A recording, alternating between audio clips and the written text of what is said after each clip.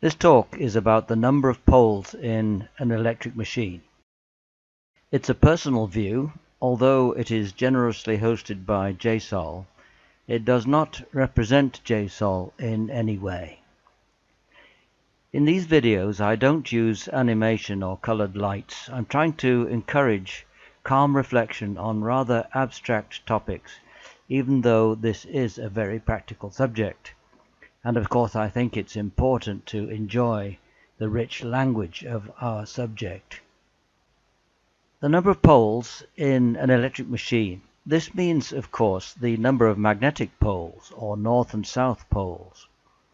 In times gone by, one of the conceptions of magnetism involved particles, if you will, of north or south polarity sitting on the surfaces of magnetized bodies.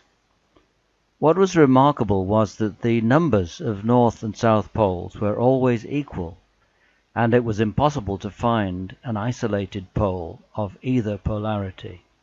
Today, in electric machine engineering, we take this for granted, and the principle of balance, which I've just mentioned, is embodied in Gauss's law, and therefore in Maxwell's equations.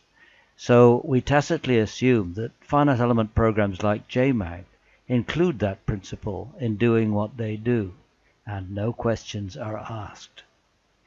But the division of machines into homopolar and heteropolar is a topological distinction of great importance, particularly in the context of new inventions with axial flux and linear machines and all kinds of variants. Let's start with this sketch of the rotor of a homopolar inductor alternator. It has 3 poles at one end and 3 at the other. The poles at this end are all north, and the poles at the other end are all south. Considering just one end, is it possible to have an odd number of poles? Of course it is, in this configuration, provided that we count norths and souths. 2 times an odd number is an even number, and Gauss's law is satisfied. Now, if we add an armature coil, we can see a bit better what is going on. The north pole at this end passes flux through the coil, which is in a position of maximum flux linkage. This flux must return to a south pole somewhere at the other end, but in doing so, it must not pass back through the coil. That's the reason why the south poles are all displaced 60 degrees or 180 electrical degrees, as we can see. There are 2 really awful consequences. One is that the coil is linking less than half the flux which it could link if the north pole flux were threading it all along its length. The other is that in finding its way from the north to the south through the magnetic structure, the flux must flow in several places in the axial direction. Laminating the stator will not prevent eddy currents in the plane of the laminations, so the eddy current losses will be a problem. On the rotor, the flux is modulated by the passing slots, so there will be eddy current losses on the rotor as well. Very few machines are made in this configuration, but a notable exception is the hybrid stepping motor. The magnetization is provided by a permanent magnet magnetized in the axial direction between the rotor pole assemblies, and the number of poles is much higher than 3.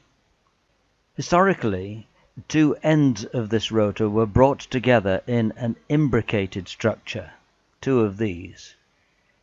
And an example is this claw pole arrangement used in the Sturmey-Archer bicycle generator, where the magnet is magnetized in a heteropolar fashion with 20 poles, while the stator has imbricated pole pieces surrounding a single coil winding. The the winding is clearly homopolar, while the magnet and the pole pieces are heteropolar. It's an interesting question as to whether this construction could work as a motor. It certainly wouldn't be self-starting. Today we find a similar arrangement in automotive alternators, which of course are made in the millions. In these, the single coil is a homopolar field winding excited with DC, and it is rotating. The magnet is replaced with a more or less conventional AC stator with a three-phase winding. So you have an electrically excited AC generator. Machines of this type date back to the 1880s, and some very large ones were made even then, up to several hundred kilowatts, driven by water wheels or early steam turbines. So far, these machines have been partly homopolar and partly heteropolar, but let's move on to consider pure heteropolar machines, which generally have a north-south, north-south, north-south magnetization in a 2D cross-section that remains the same the whole length of the machine. We can consider the main question, that is, the number of poles or pole pairs. In AC machines, the frequency is equal to the number of pole pairs times the number of revolutions per second. From the early days, the conflicting requirements of this equation were apparent. The smallest possible number of pole pairs is 1, while in AC distribution systems the frequency needed to be at least 40 Hz and maybe 50 or 60 Hz or more to avoid lamp flicker, especially with incandescent tungsten filament lamps, which is what was used for a century or so. Westinghouse even started with a frequency of 133 Hz. This is one reason why steam-powered generators are nearly always built with 2 or 4 poles, running at speeds of 3000 or 3600 revs per minute, 2-pole, or 1500 or 1800 revs per minute, 4-pole. Water wheel generators could not run at these speeds, but at much lower speeds of the order of 90 revolutions per minute. Therefore, they need a larger number of poles. For example, the large hydro generators at Itaipu in South America run at 90.9 revolutions per minute with 66 poles. One of those rotors weighs nearly 1,800 tons, by the way. When the speed goes down, the torque must go up in order to maintain the same power output. So the large water wheel generators have large rotor diameters of the order of 3.5 meters, something like 3 times the diameter of a steam turbine generator rotor. Now, for many years, AC machines in normal industrial use were predominantly 4 and 6-pole machines with smaller numbers of 2-pole, 8-pole, and other pole numbers. The numbers of slots per pole was generally quite high, let's say between 3 and 12.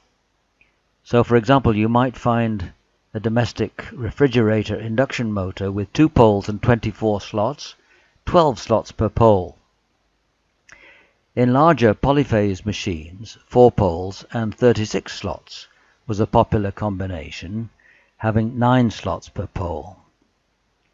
The coil span would be 7 or 8 slots, and of course this meant that the coil ends must overlap. The example here is a PM motor with 36 slots and 8 poles, and it shows a single coil with a span of 4 slot pitches. The advantage of having a large number of slots per pole is that the windings can be spread out or distributed instead of being concentrated at particular locations around the bore of the stator. This has several advantages. On the one hand, the distribution of coils reduces the lower order spatial harmonic effects and makes everything smoother and closer to a sine wave, while reducing torque ripple. Distributed windings can use smaller, more manageable wire sizes, and they have better heat transfer to the surrounding laminations. Then in the 1980s or even the 1970s, along comes the brushless permanent magnet motor, and to cut a long story short, the rapid take-up of single-tooth windings, that is, windings with a span of only one slot pitch.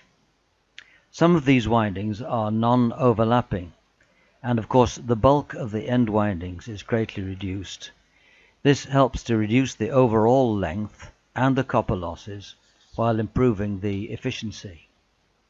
The number of slots per pole is, of course, fractional, and 1.5 was a prominent number, for example, in a 12-slot 8-pole machine. The example here has 12 slots and 10 poles, 1.2 slots per pole, with single-tooth windings. The working harmonic is the 5th spatial harmonic with 10 poles, that is P equals 5 pole pairs. In the next slide, we can see that the winding produces space harmonic fluxes as well, and here we can see a subharmonic with P equals 1, only 2 poles. It goes straight across the rotor from one side to the other. The presence of these subharmonics is often ignored in textbooks, and it's unusual to see a diagram like this. The concept of single-tooth windings with slots per pole close to 1 is well over 100 years old, but it works best in machines with larger numbers of poles, which implies higher frequencies.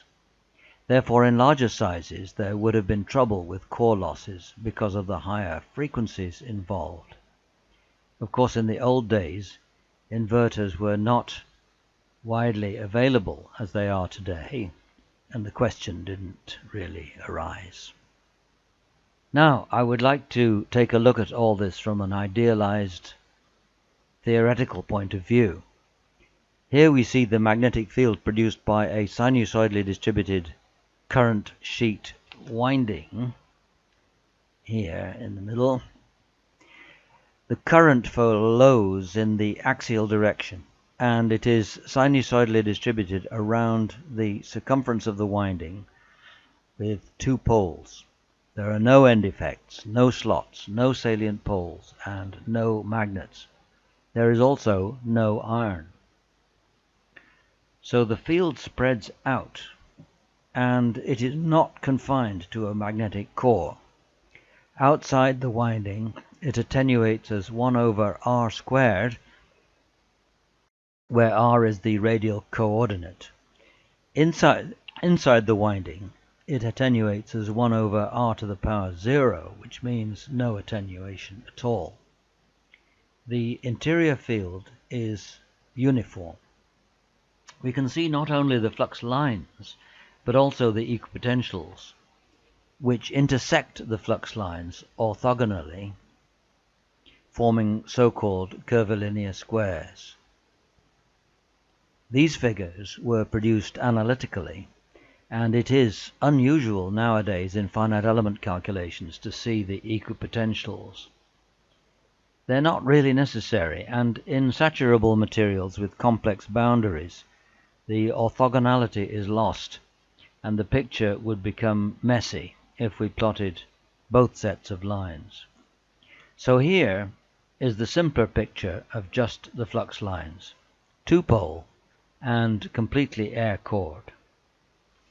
Now suppose we introduce an infinitely permeable iron core inside the winding and just touching it. The field remains uniform inside, but it doubles in strength.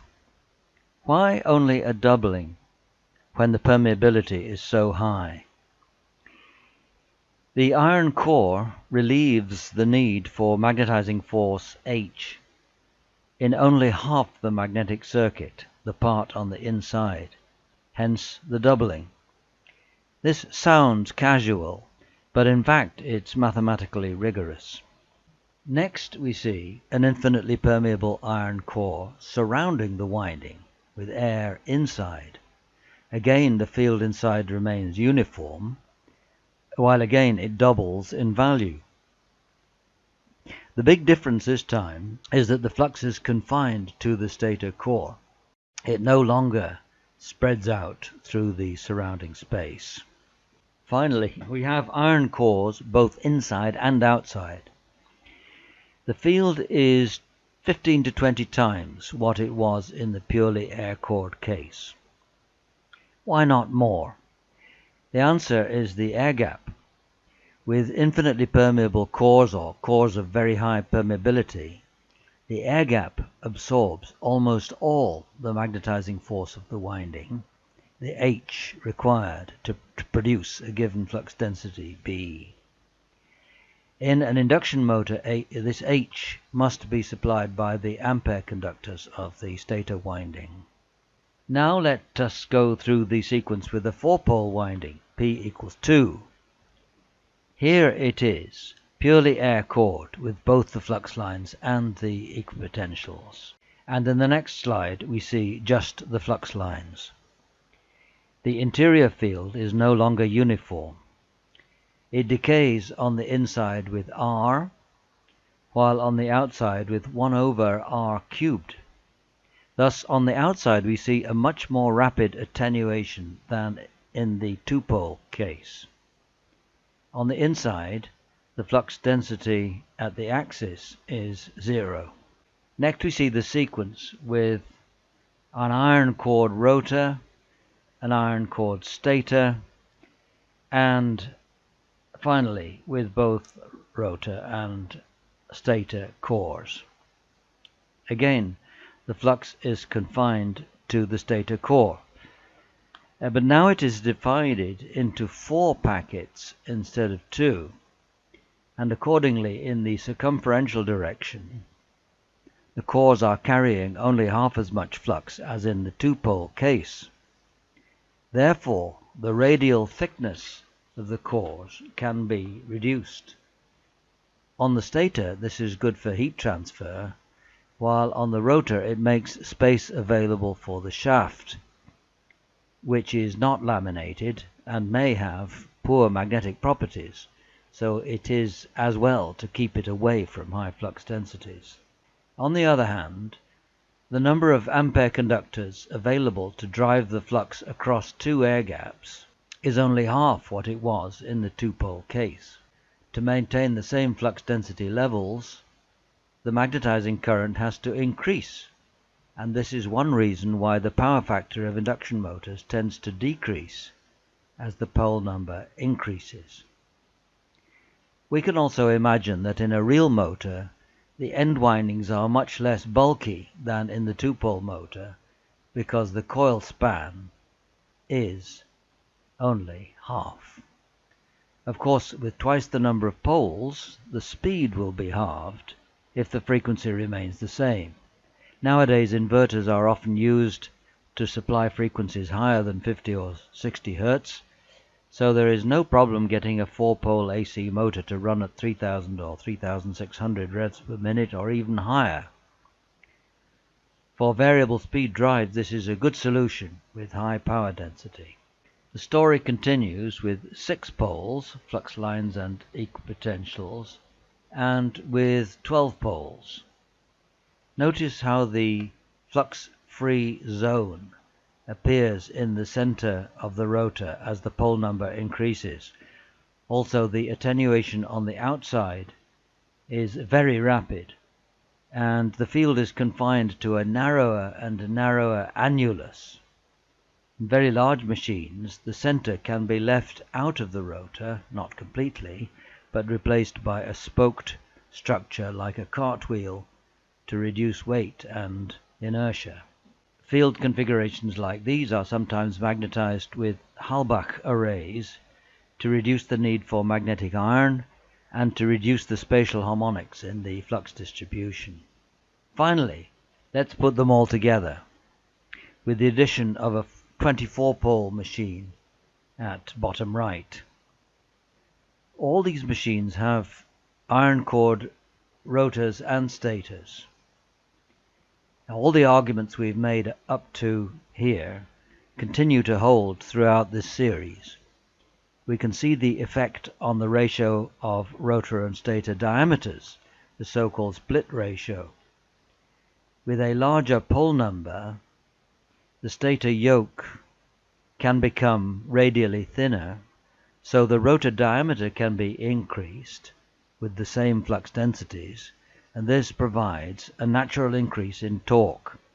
This is exploited in automotive brushless PM traction motors, for example, where 8 or more poles is not uncommon, in spite of the high speeds, 6,000 revs per minute and more, and the need for high efficiency.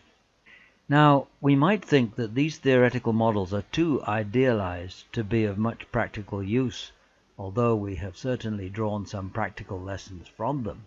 But we can take it further by recognizing that real windings, distributed in discrete numbers of slots, can be analyzed by Fourier series into a set of sign-distributed windings with an ordered succession of pole numbers. This harmonic analysis of winding distributions is, of course, fundamental in AC machine theory. It is the basis of differential leakage reactance and of cusps in the torque-speed curve of induction machines. It is convenient and quite rigorous to imagine a real winding being resolved or decomposed into a set of windings with different pole numbers, as in this figure. They can even be superimposed in the equivalent circuit. Another feature of these windings is that the inductances, both self and mutual, become smaller as the pole number increases. It's an interesting question to study the mathematical effect. Does the inductance go with 1 over p or 1 over p squared or some other function? The answer can be found in the good textbooks for both synchronous and asynchronous machines. But instead of stating a definite answer, I'm going to make a less common statement, that the answer is different for the actual inductance in henries and the per unit inductance. The per unit inductance depends on the normalization bases for the voltage and the current, and these both change with scale and pole number and with the number of turns. In some ways, the per unit inductance is more fundamental than the actual value in henries, because it is independent of the number of turns and the voltage level, and so it characterizes the inherent inductivity of the machine, not just a particular value at one voltage with a particular number of turns. So we can say immediately that this machine at bottom right with 24 poles will have a lower per unit inductance than this one with 2 poles. And this affects the entire behavioral characteristics of these machines. Now let's take a look at this family of electric machines. We've seen this before. It's my classification of electric machines with classical machines on the left and electronically commutated or inverter-fed PM and reluctance machines on the right. Just looking at this, we can recognize some familiar combinations. For example, the wound field synchronous machine with 4 poles is common as an industrial scale generator up to a few megawatts. The 4-pole synchronous reluctance motor is commonly put forward as the best for synchronous reluctance motors. The commutator motors are both 2-pole, the commonest pole number for small mass-produced commutator motors. The induction motor seems to have the proportions of an 8-pole motor in terms of its diameter ratio, but possibly not enough slots. The diagram is missing some of the most important 12-slot 8-pole and 12-slot 10-pole PM brushless AC motors, but at least it shows the IPM, the interior permanent magnet motor, with 4 poles, and this machine would have a distributed winding, not a single tooth winding. As for the switched reluctance motor, well, it is not widely known that this was one of the first machines, possibly the very first, to exploit the concept of the single tooth winding back in the 1970s, before the brushless PM motor burst on the scene. The number of poles appears to be different on the rotor and stator, but this conundrum is resolved when we consider the magnetic flux pattern, which has a definite number of poles and links the rotor and stator poles in what is called a vernier fashion. I have not mentioned pole changing windings, which of course are used for speed changing, and I haven't mentioned linear machines, where some of the rules go out of the window. In rotary machines we have only 2 pi radians to work with, but in linear machines there is no such limit. But that does not allow us to escape from the constraining relationship between speed and frequency and pole number or pole pitch, or indeed from the effects of winding harmonics. To finish, here is a rather philosophical reflection. This is a common diagram representing Park's reference frame transformation, the DQ axis transformation for synchronous machines. Similar and related transformations are used with induction machines and DC machines. Do these transformations change the number of poles?